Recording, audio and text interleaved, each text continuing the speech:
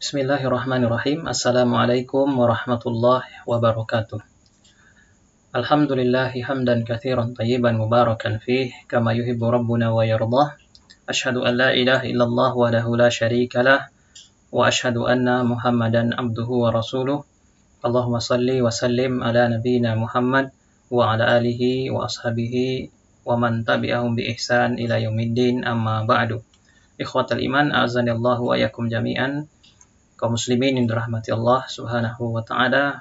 Alhamdulillah kita masih bisa melanjutkan murojaah kita, mengaji kita pada kesempatan kali ini, dan tentunya kita senantiasa memohon kepada Allah Subhanahu wa taala agar kiranya kita senantiasa dalam kebaikan, dalam ketaatan, dan dalam keimanan kepada Allah Subhanahu wa taala, dan juga senantiasa mendapatkan hidayah, petunjuk dari Allah untuk melaksanakan kebaikan, untuk melakukan amal soleh, dan untuk terhindar dari segala bentuk kemaksiatan kepada Allah. Karena sesungguhnya tidak ada yang bisa mengarahkan, yang bisa memandu kita, yang bisa memberikan petunjuk tersebut kecuali Allah Subhanahu wa ta'ala. Ikhwatal iman, kaum muslimin yang dirahmati Allah, pada kesempatan kali ini kita akan membahas atau melanjutkan mengaji kita, murojaah kita masih di dalam kitab Kasyaful Qina an Mukhtasar Abi Suja. Dan pada kesempatan ini kita akan mempelajari tentang bersuci dari hadas besar, ya, bersuci dari hadas besar. Kalau sebelum ini kita sudah selesai dalam membahas tentang hadas kecil, ya, mulai dari pengenalan air, ya, sampai kepada terakhir kemarin adalah tentang nawaqidul wudu, pembatal-pembatal wudu. Itu semuanya adalah berbicara tentang hadas kecil. Nah, pada kesempatan ini kita akan mulai berbicara tentang hadas besar. Dan ini juga perkara yang sangat penting sekali untuk kita ketahui, agar kemudian bisa kita amalkan, bisa kita terapkan, dan bisa kita jalani, ya, di dalam kehidupan kita. Sebagaimana kata para ulama kita, diantaranya kalau tidak salah Al-Imam Al-Bukhari, beliau mengatakan al-ilmu qabla al-qawli wal amal. Ya, kita harus mengetahui terlebih dahulu sebelum kita melaksanakan, ya, mengamalkan dan mengucapkan apa yang apa yang harus kita lakukan, ya. Jadi memang butuh sekali pengetahuan, butuh mempelajari hal-hal yang berkaitan dengan kehidupan beragama kita. Ikhwatal iman, azanillahu wa iyyakum jami'an. Kita langsung saja membacakan kitab ini. Qala al-muallif rahimahullah, yaitu Imam Abi Suja, faslun fi mujibatil ghusli, ya, faslun fi mujibatil ghusli. Tapi sebenarnya ini bukan ucapan dari Imam Abi Suja, ya. Ini adalah ucapan dari Syekh Naif. Sebagaimana sudah kita jelaskan di video yang lain, bahwasanya tulisan yang kuning ini itu yang ucapan dari Imam Abi Suja, sementara yang hitam ini adalah tulisan atau syarah daripada Syekh Naif sebagai pensyarah dari kitab ini.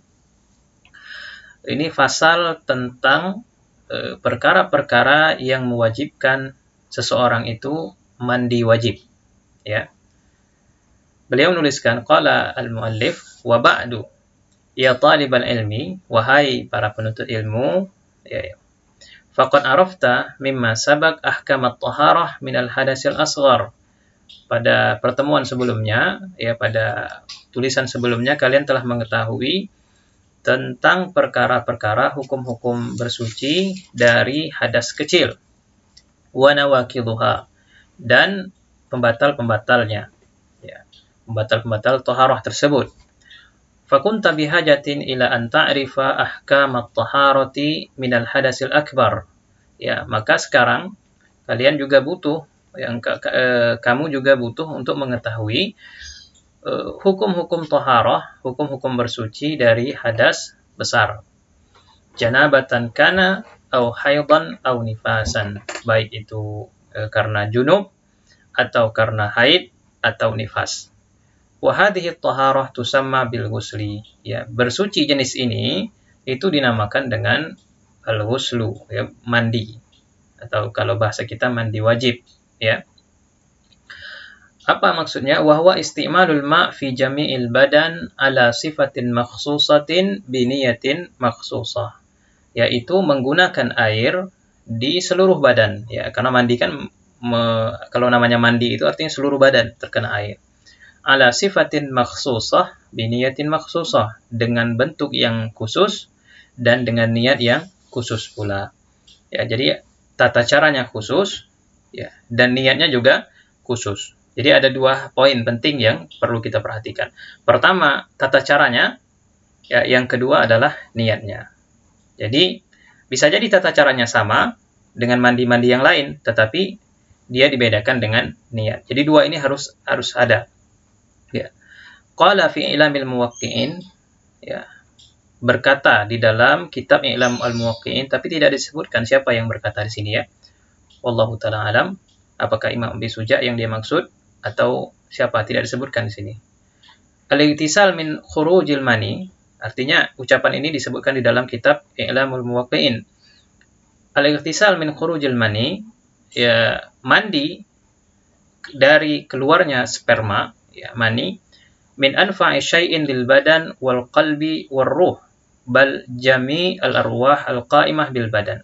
Ya, mandi dari keluarnya sperma itu merupakan sesuatu yang paling bermanfaat bagi badan, bagi hati, dan bagi jiwa. Bal jami' al arwah al qa'imah bil badan. Bahkan seluruh jiwa-jiwa, seluruh energi-energi yang ada di dalam tubuh, di dalam badan. Fa innaha taqwa, ini karena ruh-ruh tersebut, ya, jiwa, ruh yang ada di dalam diri kita, taqwa bil ightisal. Dia akan menjadi kuat kembali, menjadi semangat kembali dengan mandi. Wal ghuslu yukhlifu alaihi ma tahallala minhu bi khurujil mani. Ya. Mandi itu tadi bisa menggantikan, ya, apa istilahnya, rasa lemas, rasa apa istilahnya, lemas lah kita katakan, ya, rasa lemas diakibatkan keluarnya sperma dari tubuh kita. Wa hadza amrun yu'rafu bil hissi, dan ini adalah perkara yang diketahui oleh tabiat kita, ya, oleh jiwa kita. Ya, setiap orang yang fitrahnya itu salimah, fitrahnya itu normal, maka pasti akan tahu perkara ini, ya. Wa aidan fa innal janabah tujibu thaqalan wa kaslan wal ghuslu yuhdithu lahu nasyatan wa khiffatan. Dan mandi janabah ini tadi, junub, ya, mengeluarkan sperma, baik itu karena berhubungan suami istri ataupun dia keluar sendiri misalnya, tujibu thaqalan wa kaslan, itu bisa menyebabkan berat, ya. Orang yang biasanya habis itu biasanya pasti merasa lemas, gitu, ya, merasa tidak semangat. Wal ghuslu yuhditsu lahu nasyatan wa khiffatan, dan mandi itu bisa membangkitkan kembali semangat, ya, dan meringankan badannya, dia menjadi energik kembali. Walihada qala Abu Dzar, oleh karena itulah Abu Dzar pernah mengatakan, lamma igtasala minal janabah, ketika beliau telah selesai mandi janabah, beliau mengatakan, ka'annama ulkiyat anni hamla, ya, hamala. Setelah mandi aku merasa seakan-akan beban yang ada di badanku itu dilepas begitu, menjadi ringan dari yang semulanya itu berat, ya, malas bergerak, ya. Setelah mandi jadi semangat kembali. Dan ini tentunya tadi kita katakan, setiap orang yang fitrahnya baik, normal, tadi kita katakan, pasti akan merasakan seperti itu.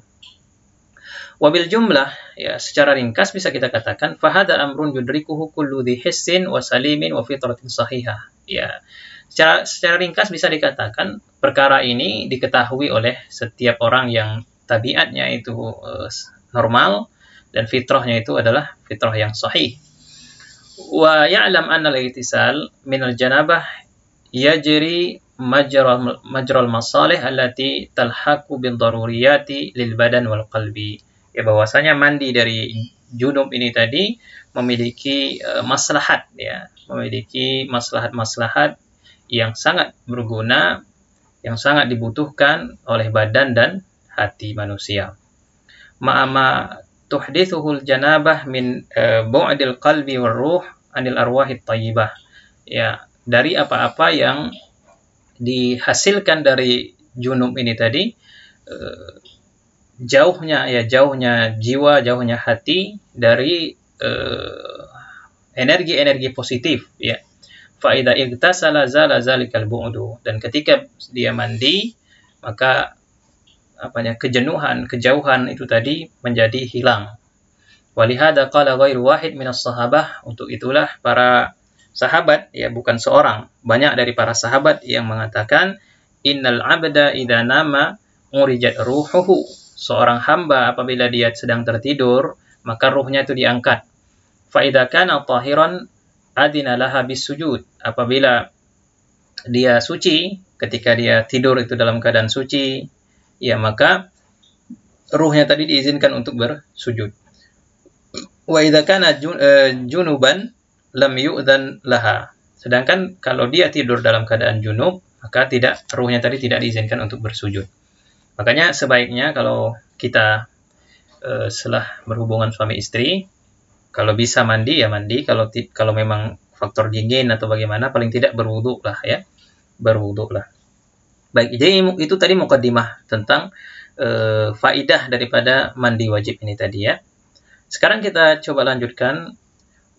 Ini yang ditulis oleh Imam Abi Suja, ya, yang kuning-kuning ini. Walladhi yujibul ghusla sittata asya, salasah minha tashtarik fiha rijal wan nisa, yang menjadikan, yang menyebabkan atau yang mewajibkan mandi itu adalah ada 6 perkara, ada 6 hal. 3 diantaranya tergabung antara laki-laki dan wanita. Artinya 3 kewajiban ini adalah sama antara laki-laki dan wanita. Wahia, apa yang 3 pertama tadi yang laki-laki dan wanita itu sama? Iltiqaul khitanain, ya, bertemunya 2 kemaluan, ya, 2 kemaluan. Maksudnya adalah aljima, ya, berhubungan suami istri. Ini berdasarkan hadis dari Aisyah, li hadisi Aisyah radhiyallahu anha, anna Nabiya sallallahu alaihi wasallam qala, bahwasanya Rasul sallallahu alaihi wasallam bersabda, idza jalasa baina syu'abiha atau sya'biha al-arba' thumma massa al-khitanu al-khitana faqad wajaba al-ghuslu. Apa kata Rasul sallallahu alaihi wasallam? Ini bahasanya bahasa kiasan, tapi maksudnya idza jalasa baina syu'abiha al-arba', artinya ketika seseorang berhubungan suami istri, ya, thumma massal khitanu al-khitana, kemudian kemaluan laki-laki misalnya bertemu dengan kemaluan wanita, faqad wajabal ghuslu, maka sudah wajib mandi, ya, wajib mandi. Ini diriwayatkan oleh Imam Muslim. Wa yajibul ghuslu bil jima' walau lam yahsul inzalun minhuma aw min ahadihima. Ya, asal sudah terjadi hubungan suami istri maka wajib untuk mandi walaupun tidak sampai inzal. Inzal itu artinya sampai klimaks lah kita katakan, ya, sampai keluar spermanya dari keduanya atau dari salah seorang keduanya. Intinya kalau sudah terjadi hubungan suami istri wajib untuk mandi. Ini berdasarkan hadis dari Aisyah radhiyallahu anha, istri Rasul sallallahu alaihi wasallam tentunya. Beliau bahwasanya Nabi sallallahu alaihi wasallam mengatakan anna rajulan, maksudnya adalah suatu ketika seorang laki-laki bertanya kepada Rasulullah sallallahu alaihi wasallam anir rajul yujami ahlahu thumma yuksilu hal alaihima al-ghuslu. Seorang laki-laki pernah bertanya kepada Rasul sallallahu alaihi wasallam tentang seorang suami yang menggauli istrinya namun kemudian dia tidak mengeluarkan spermanya, dia tidak sampai keluar spermanya. Apakah wajib baginya untuk mandi? Ya. Dan ketika itu Aisyah duduk di dekat Rasulullah SAW. Faqala Rasulullah SAW, maka Rasul mengatakan, inni la af'alu dzalika ana wa hadhihi summa nagtasil. Aku pernah melakukan seperti itu, kata Rasul, dan kami kemudian mandi. Ya, rawahu Muslim. Qala An-Nawawi, berkata Imam An-Nawawi, berkata tentang masalah hadis ini, beliau mengatakan, yuqalu aksal ar-rajulu fi jima'ihi idza dha'ufa anil inzal wa kasal. Ya. Dikatakan aksal ar-rajul, dikatakan kalimat aksal ar-rajul fi jima'ihi di dalam berhubungan suami istri, idza dha'ufa, kalau seandainya dia lemah atau tidak mau mengeluarkan spermanya atau malas, misalnya begitu.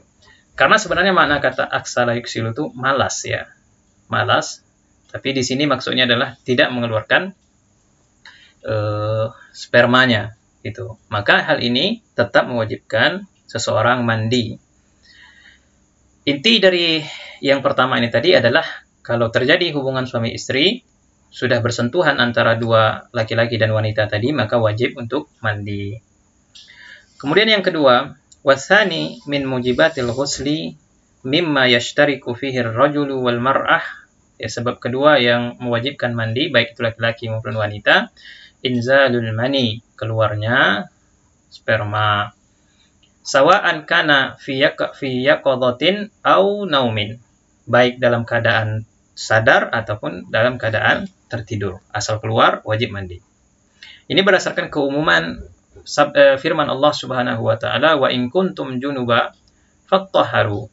Apabila kalian dalam keadaan junub, maka hendaklah kalian mandi, bersuci.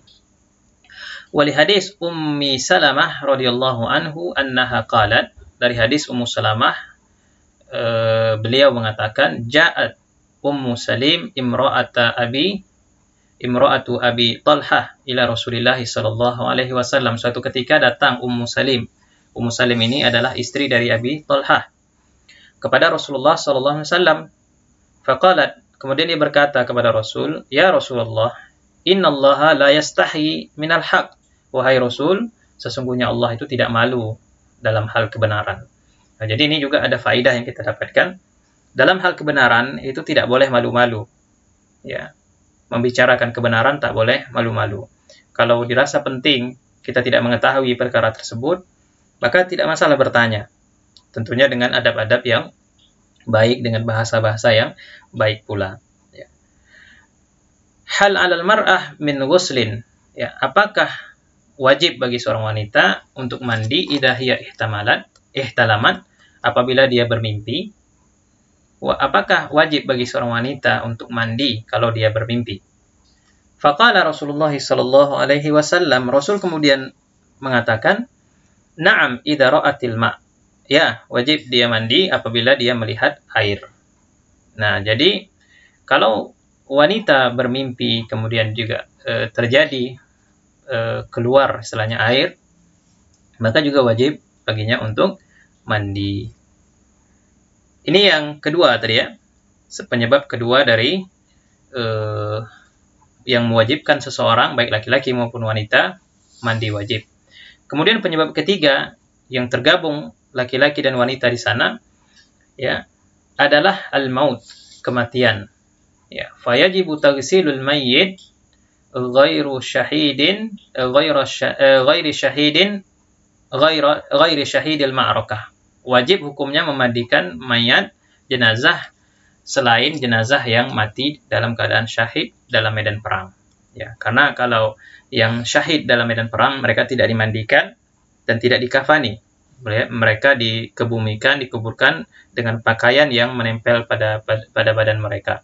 Ya, itu ada hadis yang menjelaskan, dan itu juga dilakukan oleh Rasulullah SAW di dalam beberapa peperangan yang beliau lalui.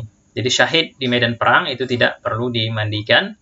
Sementara selain daripada itu, maka hukumnya wajib untuk dimandikan. Ya. Fa'innahu la yusal wa ya'ti tafsilu dzalika insyaallah taala fi ahkamil janaiz. Ya, nanti masalah syahid ini tadi itu akan disampaikan, kata beliau, dalam hukum-hukum jenazah, ya, ahkamul janazah. Baik. Itu tiga tadi yang musytarikah, yang tergabung antara laki-laki dan wanita. Ya. Artinya kalau itu terjadi, baik itu laki-laki ataupun wanita, maka wajib bagi mereka untuk mandi. Sedangkan yang 3, wasalasah min mujibatil ghusli takhtassu bihan nisa. Adapun 3 yang lain itu dikhususkan untuk wanita. Jadi kalau laki-laki itu hanya ada 3 saja yang mewajibkan mandi, kalau wanita ada 6 penyebabnya. Apa yang pertama? Al-awwal al-haid. Yang pertama adalah haid. Ya, haid ini sudah jelas, ya. Tidak perlu kita definisikan apa yang dimaksud dengan haid. Ini berdasarkan sabda Rasulullah sallallahu alaihi wasallam, fa idza aqbalat haidatuki fada'is shalah wa idza adbarat faghsili anki ad-dam tsumma shalli. Kata Rasulullah sallallahu alaihi wasallam, apabila datang haidmu, maka tinggalkan salat, dan apabila telah hilang, maka mandilah, bersihkan dari darah haid tersebut, tsumma shalli, kemudian salatlah. Muttafaqun alaih. Kemudian yang kedua, wasani min mujibatil ghusli allati takhtassu bihal mar'ah an-nifas. Juga nifas. Ya, nifas ini juga sudah ma'ruf, yaitu darah yang keluar setelah persalinan. Qala Ibnu Munzir wa ajma'u anna 'ala nufasa al-igtisal idza taharat. Ya, sudah menjadi ijma', kata Ibnu Munzir, bahwasanya wajib bagi orang-orang yang mengalami nifas untuk mandi apabila telah selesai nifasnya. Watsalis, yang ketiga adalah al-wiladah, melahirkan. Ya, jadi melahirkan itu walaupun tidak keluar darah nifasnya, maka sebagian dari mazhab Asy-Syafi'i, di antaranya yang dituliskan oleh Imam Abi Suja ini tadi, wajib untuk mandi. Apa bedaannya yang wiladah dengan nifas ini tadi? Ini disebutkan di sini, ya, dijelaskan, wa suratuha idza waladatil mar'atu wiladatan ariyatan andam, yaitu seorang wanita yang melahirkan namun tidak keluar darah nifasnya. Ya, wallahu taala a'lam, mungkin termasuk, ya, dalam kasus ini adalah wanita yang dioperasi sesar. Tapi saya tidak tahu apakah ada darah nifasnya apa tidak. Tapi di sini dijelaskan, misalnya adalah orang wanita yang lahir tapi tidak keluar darah nifasnya, maka juga tetap harus mandi menurut Imam Abi Suja. Ya. Fa'ala kalamil musannif, berdasarkan ucapan Abi Suja, yajibu alaihal ghuslu lil wiladah, wajib bagi orang yang melahirkan untuk mandi. Wal wajhu tsani inda Syafi'iyah, sedangkan pendapat yang kedua dari mazhab Imam Syafi'i, la yajibul ghuslu idza kanatil wiladah ariyatan andam, bahwasanya tidak wajib mandi apabila bersalin itu tidak mengeluarkan darah, ya, tidak mengeluarkan darah nifas. Li'annal wujub innama yu'lam minasy-syar'i, karena kewajiban tersebut diketahui dari syara', dari syariat. Walam yarid fi dzalika nassun, dan tidak ada dalil yang menjelaskan melahirkan itu mengharuskan mandi. Ya, yang ada nasnya adalah nifas tadi, ya, nifas itu wajib untuk mandi. Sehingga sebagian dari pendapat ulama Syafi'iyah, jadi ini dalam satu mazhab pun ada perbedaan pendapatnya dalam masalah ini, lebih memilih wanita yang melahirkan tapi tidak keluar darah nifasnya, maka tidak wajib mandi. Ya. Fatabaqu 'alal bara'ah wa la'alla al-wajhu tsani, kata Syekh Naif, dan saya kira, kata beliau, pendapat yang kedua ini lebih dekat kepada kebenaran. Wallahu ta'ala a'lam. Nah, ini dia ada 6 sebab yang menyebabkan seseorang itu mandi wajib, ya. 6 sebab yang menyebabkan seseorang mandi wajib, dan kalau seandainya terjadi salah satu di antara ke-6 sebab ini pada diri kita, 3 sebab itu yang khusus bagi laki-laki, dan 3 yang 6 itu dikhususkan bagi wanita, maka wajib bagi kita untuk melakukan mandi wajib. Ikhwatal iman, azanallahu wa iyyakum jami'an, kaum muslimin rahmati Allah Subhanahu wa taala. Saya kira ini dulu yang kita bahas. Nanti untuk kelanjutannya tema kita tentang apa lagi, ya? Faslun fi bayani faraidil ghusli wa sunanihi, ya, tentang penjelasan wajib-wajib mandi, apa yang harus dilakukan yang menjadi kewajiban, dan sunnah-sunnah yang ada di dalam mandi wajib itu tadi. Ini insyaallah akan kita jelaskan nanti pada video selanjutnya. Kita cukupkan sampai di sini. Mudah-mudahan bisa dipahami dan bermanfaat bagi kita semuanya. kita akhiri dengan membaca doa kafaratul majlis. Subhanakallahumma wa bihamdika asyhadu an la ilaha illa anta astaghfiruka wa atubu ilaik. Assalamualaikum warahmatullahi wabarakatuh.